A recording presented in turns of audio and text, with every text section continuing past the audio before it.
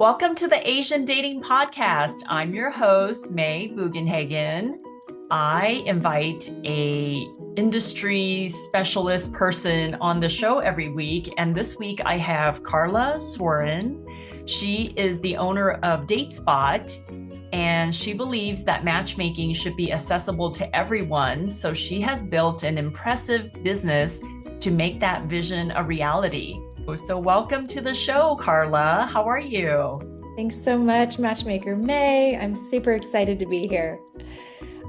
Yes, Colorado connection for sure. I'm actually from the Bay Area in California and in Silicon Valley, but I did graduate from CU. I loved my 4 years there.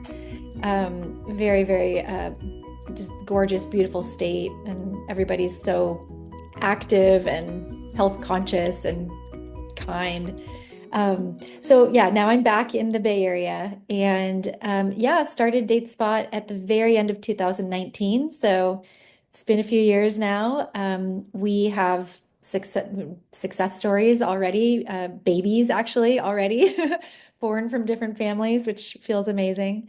It's going really well. And it's kind of revolutionizing a lot of the industry too, in terms of the model, because it is so unique, right? So DateSpot is a modern matchmaking company that matches people through an entire network of matchmaking companies. So we have a very innovative pay per match model where people only pay when you want to meet someone who also wants to meet you, right? There's a $2.99 video call, kind of a deep dive consultation that we do with all clients and anyone interested in becoming a client. Beyond that, you don't pay a dime unless you are matched with someone who you want to meet. So that in and of itself is quite unusual. The costs, we try to make it very affordable to the average professional. So it's $699 for an intro. And yes, different price point than online dating for sure. But I think you'll agree for the work involved in matchmaking, it's very, very reasonable. Yeah. And then, yeah, then beyond that, so we have introduced video in profiles, which is very cool and not something that's really done much in the dating space at all yet. Um, and we also, the videos when they're available, when people have uploaded them. And then we also connect to an entire network of matchmaking companies. So not only do I have a solid network, like you are very collaborative as well, um, but not only do I have that solid network, but we also allow matchmaking companies to subscribe to our database and find potential matches for their clients. So these singles can really get in front of top matchmaking companies nationwide and even internationally. And that equates to really solid relationships with those matchmaking companies, as well as more options. Yeah, that's great. That model where people don't have to fork over 15,000, 20,000, or 30,000 up front, but instead they can still take advantage of matchmaking in a different way, in a more affordable way. So that's great that you're serving clients from 2019 or technically 2020 till now, right? Correct. Yeah. Yeah. Website launched in 2020. That's right. Yeah. Um, yeah, there's a real need for sort of this space between online dating and matchmaking. And so from at least a cost perspective, DateSpot kind of fills that space. Yeah. Very nice. Very nice. Mhm. Well, today is my 16-year anniversary with becoming self-employed and starting in this matchmaking dating space. So, what Amazing. better time than have Carla come on the show? And we're switching things up a little bit today, where she's going to ask me a bunch of personal questions and business questions and everything in between. So, Carla, take it away. All right. Thank you so much for letting me be creative here. I've broken the questions down into two parts, and I think I've got some good ones here for you. Part one is getting personal. So we'll just jump, just like you do with the people who you interview. We'll just jump into the most personal things about you. And part two is going pro. So that's where we'll talk more about kind of your business and the professional aspect. Is it okay if we start with the personal? Yes, absolutely. Let's go. Okay. I want to start in the beginning. So Okay. what was your childhood like? And how would you say that your upbringing has shaped you as a person? Oh gosh, my childhood. Well, I have an older sister, a year older, and a younger brother, and my parents are both from China, so we're Chinese.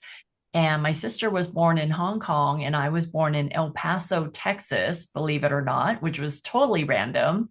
And my brother was born in Chinatown in Los Angeles. So after we moved from El Paso, we kind of just were in LA area in California, and that's where I grew up. And I don't really have too much recollection with our childhood or with where we lived and what years and all that. But my parents were always very, very hardworking. My dad had a painting company, then he started a restaurant in Azusa, California, and then we had moved to Needles, California, and that's kind of where we grew up. And Needles, California is out toward like Las Vegas, like 4 hours from Vegas, out that way. So it was a really small town. My high school graduating class had like 52, 53 people. So it was a really small Yeah. school, right? Maybe like 400 people total in the school. Mm. So how that has shaped me growing up was we always had to work. We were kids that were working when we were very young age. Like I was washing dishes, sweeping the floors of the restaurant. We were making egg rolls. We were cutting up stuff to make Mm. things for customers. And we were always working as kids, and we would get 25 cents a week, and we would go to Boys Market and buy like a Hershey bar. So, and we could only have sodas one day a week, which was Mondays, because that was the day that the restaurant was closed. So Mm. we grew up in a really strict childhood as far as that goes. Like, no, we never even had French fries at McDonald's. Like, we weren't allowed to order French fries at McDonald's. We weren't allowed to eat chips. We weren't allowed to eat a lot of the junk food and things like that. So I feel like because we grew up working and having a good work ethic. And then as I was in high school, I had to be a server at our restaurant. Mm. So we were always working. So, we never even had like toys when we were growing up because we grew up pretty poor. And with that, I feel like that has shaped me with my work ethic. It's fine. I love working. Like I was just posting on Facebook today that it was my 16-year anniversary of being a matchmaker, dating coach, and in this dating industry, but I love it. Like I've never been a lazy person. Mhm. So just working always came really naturally to me, and also wanting to make money, right? Like Mhm. I Mhm. want to make money so I could buy things and not count on my parents for it because we didn't have it. So we didn't Right. grow up spoiled. And I think that really helped shaped who I am today as a business owner, as a Mhm. person. And I can't stand when people are lazy because that just really bugs me. So yeah, Yeah. Yeah. So you developed a super strong work ethic yeah, and you're really down to earth, it yeah. seems, right?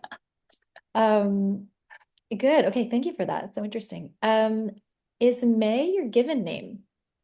It's my Chinese name, Hui Meiji. My last name is Hui, Huey, May, May, and Ji, the Chinese characters. So yeah, May is a very popular Asian name, actually. In Hong Kong, there's tons of women named May. So it's a very, very popular name, kind of like Jennifer in the US, I Oh, guess. okay. Yeah. And do you speak Mandarin, Cantonese?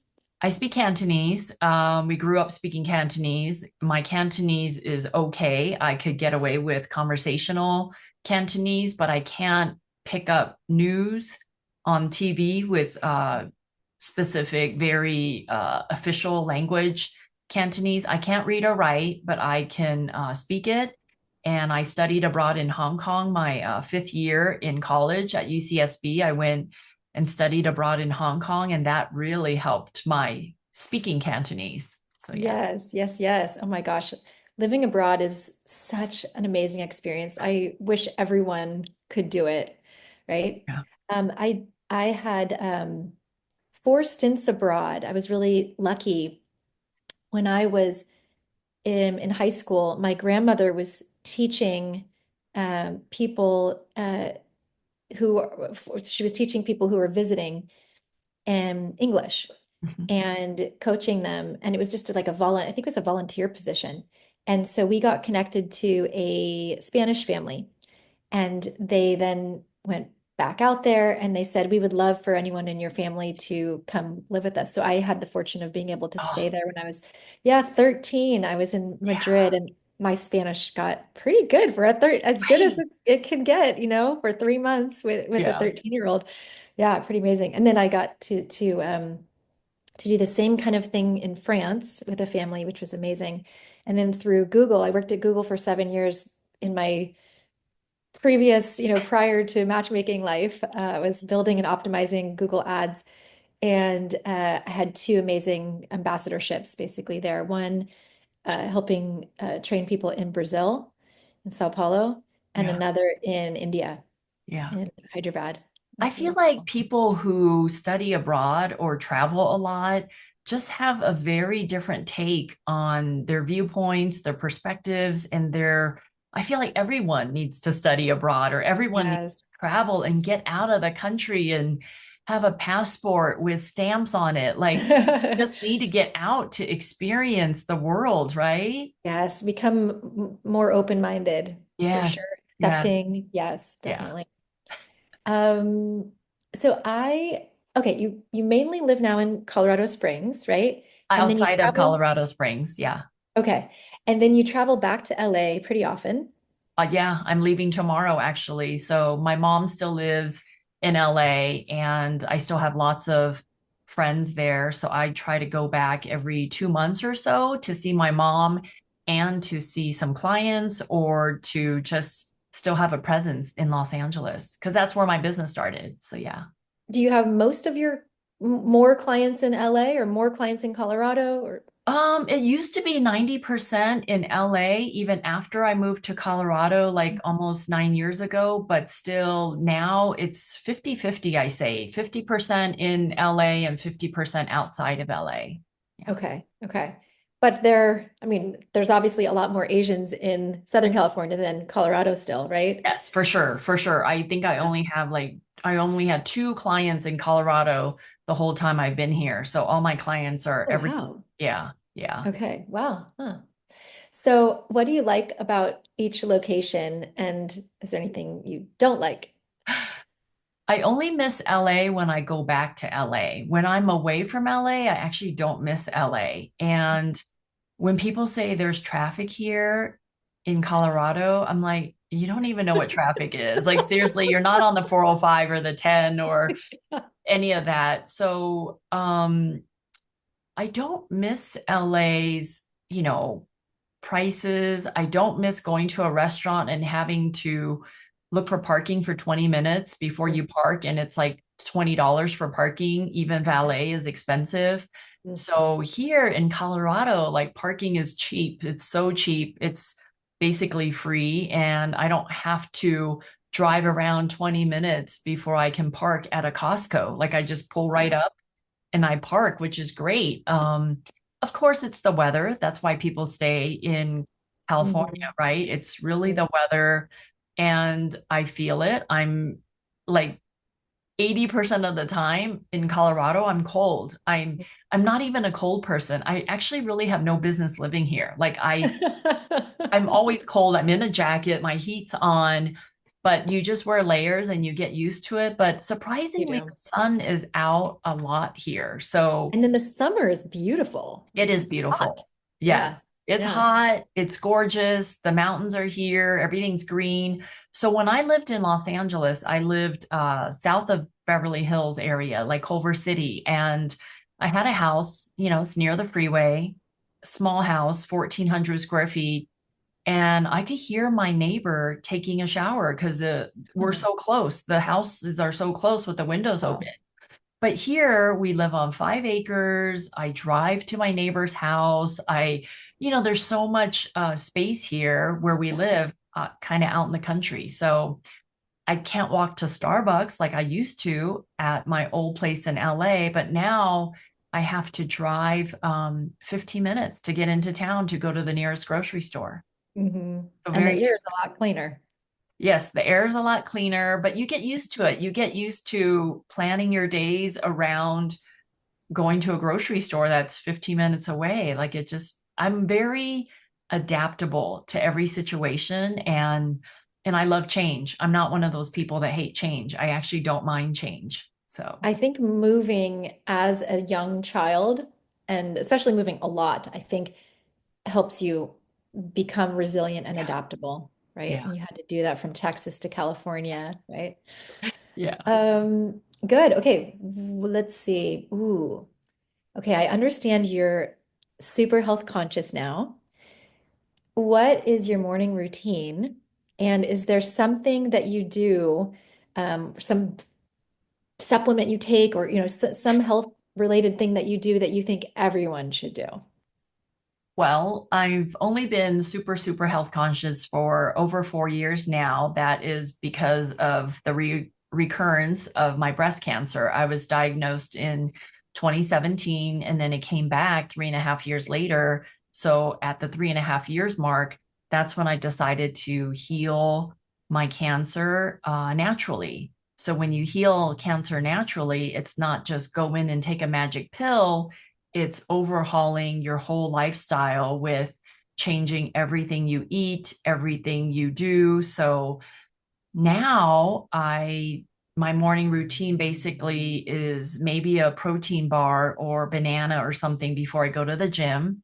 I go to the gym almost 5 days a week, and I then come home at 11 a.m. I have a smoothie, and I make 60 ounces of a green smoothie a day that I drink throughout the day.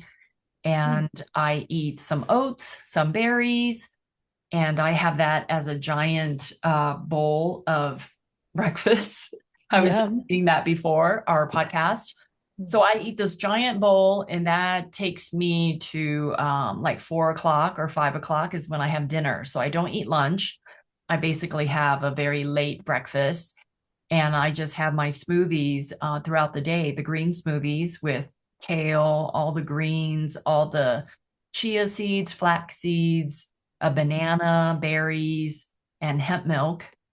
And for dinner, I have a big giant bowl of salad with all the healthy stuff and a side of veggies, and no meat, no sugar, no dairy, no No cheese, meat, no no dairy oils, first. no Wow. seafood, nothing. So I'm pretty much vegan, except I do eat honey. I can have some maple syrup. I can have some dates. That takes place of sweets for me. But if there's one thing that I tell people if they could change is you don't need to be cooking with all that oil that you're cooking with, the vegetable oil, canola oil, Mm. sunflower oil, coconut oil, like a teaspoon, I think, or teaspoon or tablespoon of oil is like 110, 150 calories. You actually can make your veggies with no oil. And Mm. however amount of oil you think you need, you can actually cut it in like half and still be a lot healthier. Um, Are you thinking steaming vegetables? Yeah, you can steam vegetables. You can just roast it without oil. You don't need oil on everything. And even the only oil I can take is flax oil. And Mm. that is something you don't cook with. It's actually the only oil that I can put in my salads. Um, but yeah, I feel like people just go nuts with oil. Like you I just do. I go spill nuts. everything. It's olive oil is so delicious, but I hear you. We use way too much in our Yeah. household. We need to cut it But down. Thank you But for reminding me. if you do use olive oil, which can be good for you, just you can use half of what you think you need, or also get really high quality olive oil, Yeah, not the cheapo olive oil that you probably can get at the store. So, right. yeah. Right. Okay, thank you. Great. And you're making me hungry already. Um, okay, so I read that I know that your husband is a CU alum, so congrats, good choice. Um, Tell him, by the way, that I say go Buffs. Okay. But the question is, how did you meet your husband? I think his name's Philip. Yeah, how did you meet? And also, what's something that that you love about him, or what makes you guys a great match? I met Phil when we were both working at Enterprise Rent-A-Car. So I was at Mm. Enterprise Rent-A-Car in Los Angeles for 11 years. And I happened to interview him because his boss's boss was on maternity leave. So I took over, but we were friends at the company and we didn't start dating until 2 years after he left. And then I also left and I was going to move to New Orleans. So I sent out this mass email to everybody to invite them for a Mardi Gras going away party at my house in Los Angeles. And he was on the email list and he came. And then we just This was started. much after the interview. Oh, yeah, yeah, Yeah, yeah. okay. This was like 2 years after he left. And he was working for the company, I think around 3 years. I was with the company 11 years and then I left. And then we reunited like 2 years after we both left the company. And then we just were hanging out. And all of a sudden, I was going to move to New Orleans in 10 days. And that's when I told everybody, come to my going away party. And then we just started dating those 10 days. So we Wow. dated for 10 days. And then I moved to New Orleans. And then he was still in LA. So we were dating long distance for a year. And Uh-huh. then the second year, he moved out to New Orleans. And then we lived together for a year. And then we moved back to LA. And that's when I started the dating company. And the funny part is we never even dated like in the same city. We just went from dating, hanging out for 10 days, and then we date long distance for a year, and then we moved in together. So it Yeah, was a very unique way of courtship. And that's right. why, that's why when I work with singles now, I'm like, you just never know what's going to happen. You don't You never know what know. is in store for you. Did My I? gosh, there's such a funny thing that happens when people move. The universe shifts. I swear, the universe shifts and is and it's really bizarre, but I find a lot of times when people move, they meet someone right before they move. Yeah. And the Yeah. other thing that can happen is if that doesn't happen, they probably will meet someone within a couple months of moving to the new city, Yes. which is I what happened to my agree. best friend when Yeah. she moved out from the Bay Area to Cincinnati. There's something the universe just wants to, to say, wait, don't go. I have this person for you. Or yeah, the universe brings it to you when you do move. I think what you said is true, where you probably end up meeting somebody right before you leave because you let your guard down and you're just having fun and you're not so Yeah, focused on, I need to find somebody, I need to find somebody. So you're yeah, just being yourself and you're just going with the flow, which is how you should be dating, right? yes, So, and when you move to a new place, you're excited about the new place, you're curious about the new place, you're curious about the people, and that's how you also should be when you're dating. You should be curious about your dates. And I think that's yes, why that happens more naturally or organically, and you just let your guard down and you're like, okay.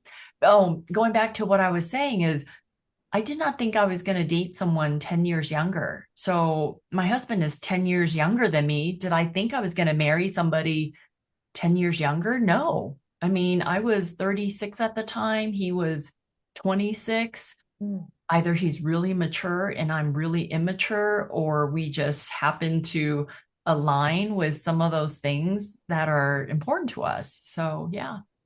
we have that in common as well. Greg is my husband is 4.5 years younger. I have to say 4.5, not 5. 4.5 years younger than I. And it was right at that kind of cutoff for me mentally. I couldn't bring myself to go beyond 5 years. And actually, when I match, I typically do for a woman 5 years younger to 12 years older as a default, but it can depend on the person, right? And how old they are. Um, but I'm really glad that I didn't, wave the red flag and say, "Oh no, he's too young." Because a lot Yeah. of times when I'm sure you speak with people that say, "No, I need someone mature. I need someone on my level. I need someone successful or whatever it is," and they think that must be, my age or maybe 1 year younger, and I think that's quite limiting. I mean, in Yeah. in my case, I'll just tell you, I yeah, maybe I run immature. I don't know. But certainly Greg he had a level of maturity because he's French. He's American, but Mhm. he's also French and, born and raised in France. And Europeans do tend to be, fairly mature compared to Yeah. Americans, I think. And also he had been married before. Hmm. So he had that level of, maturity and experience that Yeah. that I had not had. So it's nice for people to be as open as possible. And yes, even 8 years, 10 years, Yeah. like it can happen. It's not yes, it's an anomaly at that level, but not impossible. And Yeah. certainly as you meet people out and about, it's great to be as open as you can, right? I agree. I agree. Like, don't limit yourself. And I think more and more so now, women, because they just look healthy and they are healthy and they are very active, that they're actually open to meeting men who are younger. And sometimes the men, if they're not looking to make babies and have a family, they're like, yeah, I'm totally open to a woman that's, 3 to 5 years, sometimes even 10 years older than them. So you just never know. And like you said, when you're out and about, you just need to be open and just experience it. Yeah. Yeah. Yeah. Okay, next question. I guess let me go to this. What's something that you really love about Philip, or what makes you a great match? I really like the fact that he's so close to his family and he really respects his mom and dad and brothers. Like you can just tell he would do anything for them and they come first. And part of the reason why we moved here is so he can be closer to his brothers and his mom and dad. And, I love when his parents ask him to do something or need something, he volunteers because he Mm, knows that's important. And that's actually nice that you can see him treat his parents so well, which you don't see that a lot. Like you talk to people and they're like, oh, yeah, I don't get along with my mom, I don't get along with my dad. And that's really unfortunate because as we have aging parents, you just really value them more, right? Like you really appreciate, gosh, you know what? I maybe should have been nicer to my mom or dad or whatever. And it's nice to see that he is genuinely very caring for his parents.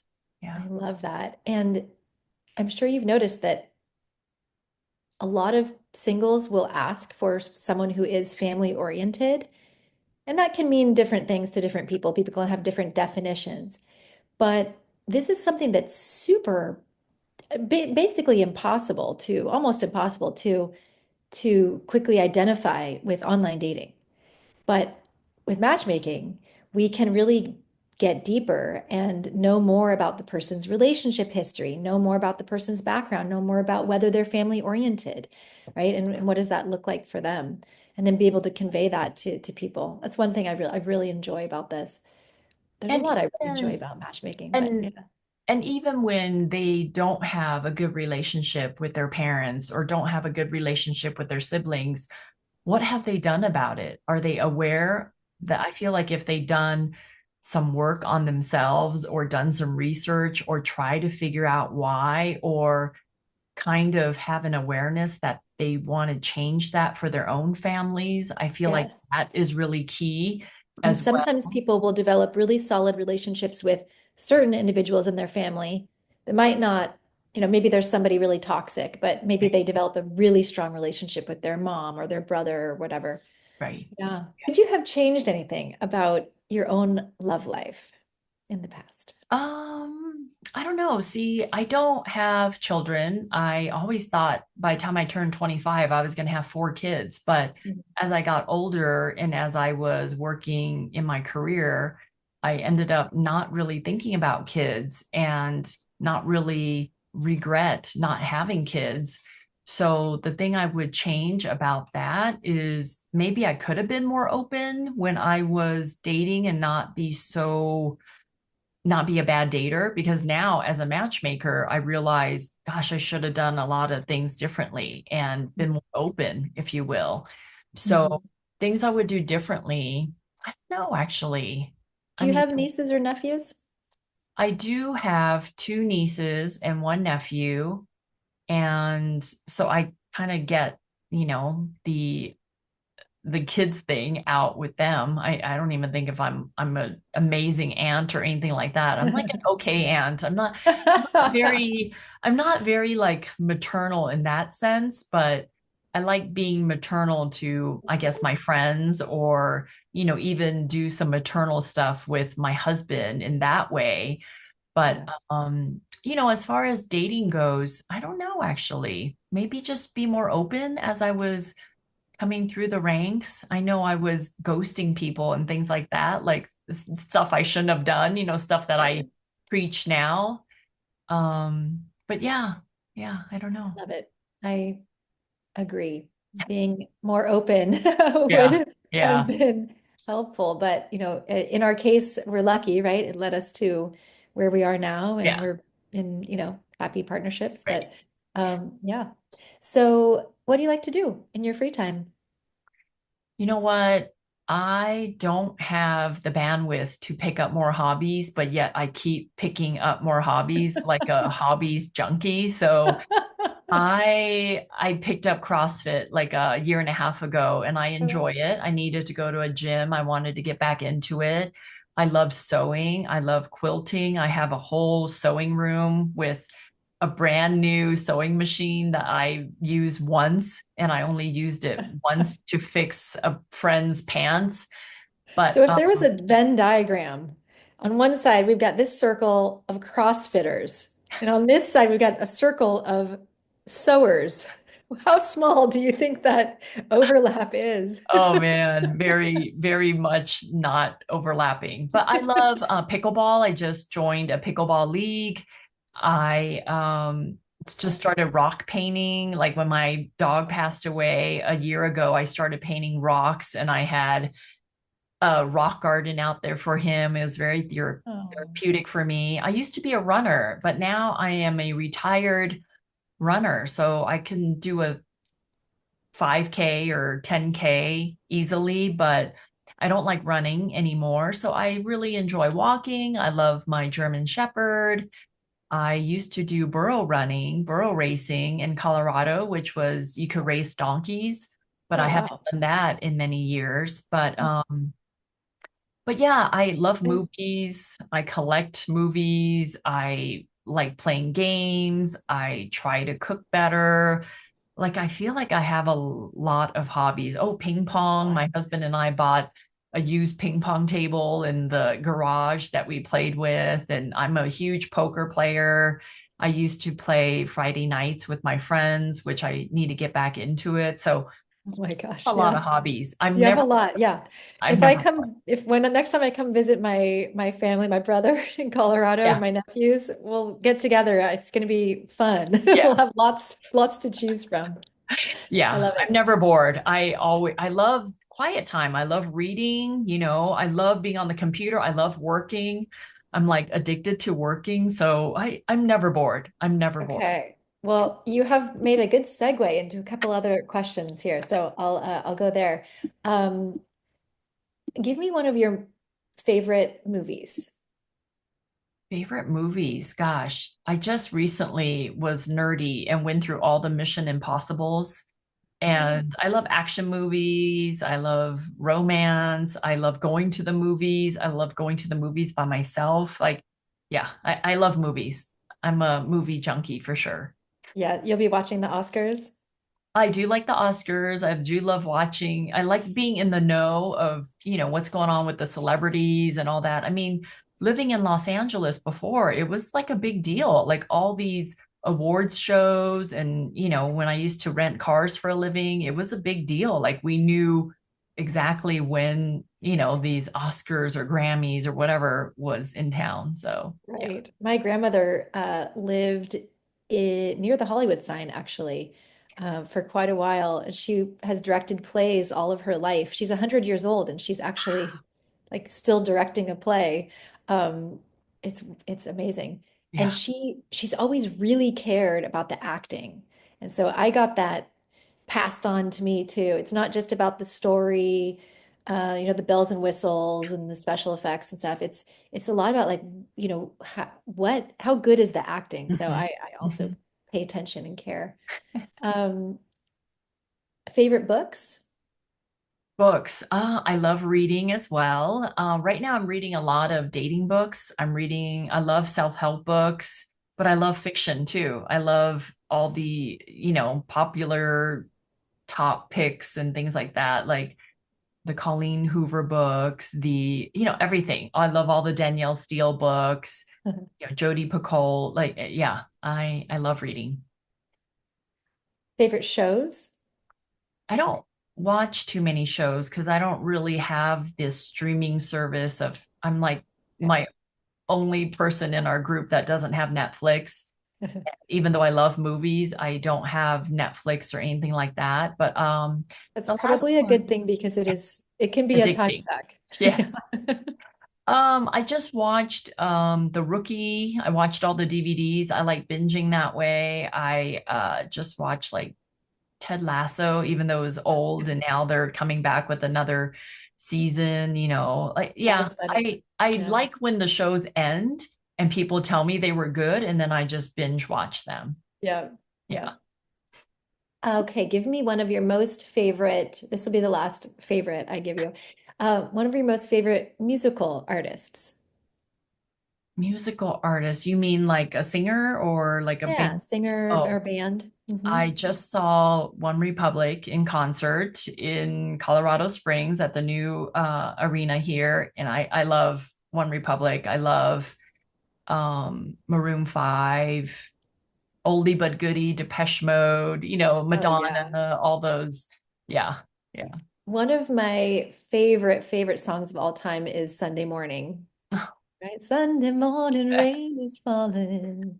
Yeah. And then One Republic, I think that remind me of the lead singer or Eddie, somebody that I think that that guy, the singer or the guy that writes the music, I yeah, think he writes music for a a lot lot of of people, people in the yeah, industry, right? yeah, uh-huh, Yeah. yeah, Talented guy. very. Um, what's a great compliment that you have received? Pretty easygoing and outgoing, and I make friends really easily. Like I am never short of friends to hang out with. Hmm. So that's always come naturally to me. The socializing with people, the taking selfies with people, making them feel good. So I guess the biggest compliment is like people would come to me and be like, yeah, you're just so easy to get along with. Like, what? Yeah. You don't have any friends to hang out with? Come on. Like, it's And like I could see unbelievable. people definitely wanting to be your friend. You're very warm, you're Thank authentic, you're very relatable, you're down to earth, but you're still, a classy lady.